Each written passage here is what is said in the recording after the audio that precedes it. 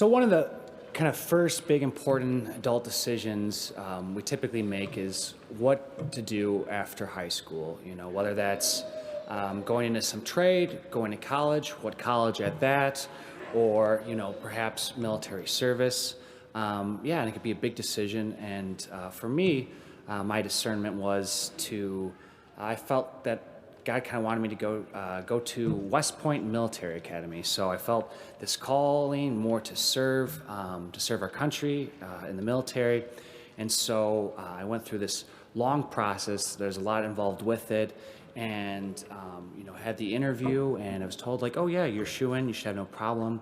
And then all of a sudden, I got the letter, and it said that I was waitlisted, and I was kind of left reeling. I was like, I thought, I kind of had all my eggs in this basket. I really didn't look at too many other colleges. I was just kind of all in going to West Point, and then all of a sudden, I found myself waitlisted, and I just didn't know what to do, and so I began to kind of think about other colleges and just, how do I proceed forward? And eventually, when I had kind of exhausted myself just thinking like, I don't know, Lord, like, what am I going to do? My dad just kind of nudged me, and I think he heard on the radio or something like, oh, Ave Maria University in Southern Florida. Have you ever thought about checking that out? And, at that point, I was kind of a lot more open because and so I was like, all right, yeah, I'll try it. And so I went down there, absolutely loved it. And it changed my life and the trajectory in the most amazing way that eventually kind of led me here to be a priest and gave me fantastic faith-filled friendships along the way.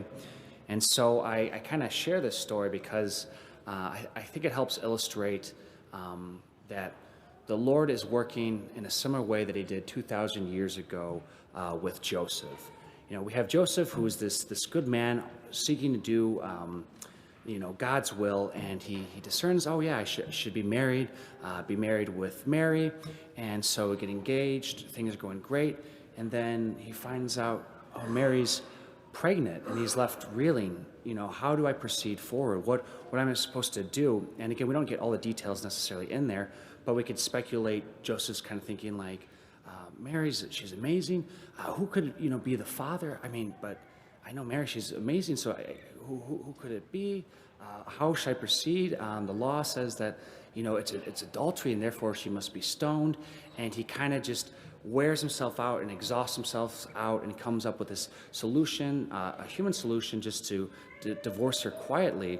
And then at that very moment where he's kind of just been spinning his wheel, the Lord comes and meets him through an angel in his dream to let him know that everything's going to be all right. He has an amazing plan. I have an amazing plan for you. You're going to be, in a sense, the stepfather of our God, and to help protect Mary, and in this amazing plan of salvation. And so this gospel is a helpful reminder for us that, wherever you might find yourself in crisis or struggle, whether that might be some conflict within your marriage, with your children, or at work, you kind of spinning your wheels, it's seemingly spinning your wheels, is our Lord trying to work on you, and really allowing you to kind of see that your solution, will just pale in comparison to what he has in store for you. So this trying to figure things out, work things out, is in a sense a preparation for this amazing solution that God has for your life, for your crisis.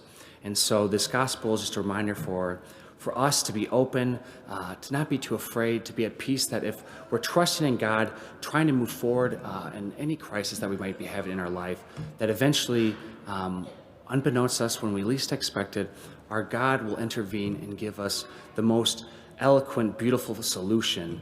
And the greatest problem we have, sin, he is answered in this most amazing way by giving us his very son, which we prepare to receive this Christmas.